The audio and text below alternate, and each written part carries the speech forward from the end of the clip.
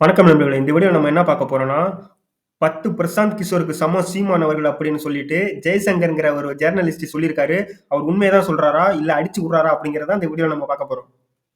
2024 உத்திக்கு பிரசாந்த் கிஷோர் வர வைக்கலாமா? ஒரு 500 கோடி கொடுத்து இல்ல வேற ஏதாவது ஒரு கிஷோர் வர வைக்கலாமா? அப்படின்ற நேரத்துல இங்க நாம் தமிழ்ல எந்த கிஷோரும் கிடையாது. சீமான் மட்டும் தான் எல்லாமே. 10 பிரசாந்த் கிஷோர் சமம் வந்து ஒரு சீமான். நாம் தமிழர் கட்சி பார்த்தீங்கன்னா, 2009க்கு அப்புறம் தான் ஒரு கட்சியா வந்து தமிழகத்துல வந்திருக்கு. ஆனா அதுக்கு முன்னாடியில இருந்தே பார்த்தீங்கன்னா, சீமான் அவர்கள் பார்த்தீங்கன்னா, இலங்கையில நடக்கிற பிரச்சனைகளுக்கு குரல் கொடுத்துக்கிட்டே வந்துகிட்டு இருந்தாரு. 2009க்கு அப்புறம் தான் நமக்கு கட்சி தேவை அப்படின்னு சொல்லிட்டு ஒரு கட்சிய தொடங்குறாரு. நாம் தமிழர் இயக்கத்த. சீமான் அவர்கள் பார்த்தீங்கன்னா, அன்னைக்கு ஒரு முகம் தெரியாத ஒரு நபரா தான் இருந்தாரு. ஒரு சில படங்கள் மட்டுமே தான் நடிச்சிருந்தாரே தவிர்த்து, மக்கள்கிட்ட ஒரு மிகப்பெரிய ஒரு தலைவரா வந்து அன்னைக்கு அவர் கிடையவே கிடையாது. அன்னைக்கு பார்த்தீங்கன்னா, ஜெயலலிதாவும், கலைஞரும் மட்டும் தான் இருந்தாங்க. அன்னைக்கு அவர எதிர்த்தே மிகப்பெரிய அரசியல் ஆரம்பிச்சாரு. நாம் தமிழர் கட்சி தலைமை ஒருங்கிணைப்பாளர் சீமான் அவர்கள். தமிழகத்துல சீமான் அவர்கள் பார்த்தீங்கன்னா, ஒரு ஆளா கட்சி ஆரம்பிச்சு இன்னைக்கு 30,00,000 வாக்குகளுக்கு மேல வாங்கிட்டாரு. அது மட்டும் இல்லாம வருகிற தேர்தல்ல 1,00,00,000 வாக்குக்கு மேல வாங்கணும் அப்படின்னு சொல்லிட்டு அவங்க செயல்பட்டுக்கிட்டு இருக்காங்க.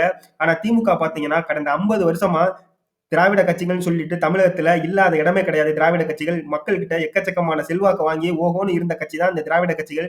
ஆனா அவங்களே பார்த்தீங்கன்னா, பிரசாந்த் கிஷோர்ன்னு சொல்லிட்டு ஒருத்தர கூட்டு வந்து இங்க பலாயிரம் கோடி அவருக்காக செலவு பண்ணி இன்னைக்கு ஜெயிக்கிற நிலைமையில தான் இருக்கு திமுகவும், அதிமுகவும் சரி. ஆனா நாம் தமிழர் அப்படி கிடையாது. 0ல ஆரம்பிச்சு இன்னைக்கு பார்த்தீங்கன்னா 30,00,000 வரக்கூடிய தேர்தல்ல 1,00,00,000 வாக்கு இலக்க வச்சு அவங்க போய்க்கிட்டு இருக்காங்க. வரக்கூடிய தேர்தல்ல பார்த்தீங்கன்னா, நாம் தமிழர் கட்சிக்கு பட்டியலின மக்கள்ட்ட இருந்து கிட்டத்தட்ட 35% மேல வாக்கு கிடைக்க போகுது. அது மட்டும் இல்லாம, மித்த சமூகத்தை சேர்ந்த அத்தனை சமூகங்களும் இன்னைக்கு ஒன்று கூடி நாம் தமிழரை வந்து கொண்டாட ஆரம்பிச்சுட்டாங்க.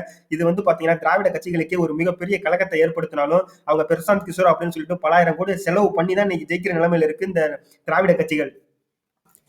நாம் தமிழர் கட்சி பார்த்தீங்கன்னா, இதுவரை வந்து திராவிட கட்சிகளோட கூட்டணி பேரத்துக்கு போனதே கிடையாது. அதுவே மக்கள்ட்ட ஒரு மிகப்பெரிய நம்பிக்கையா இருந்து வந்துகிட்டு இருக்கு.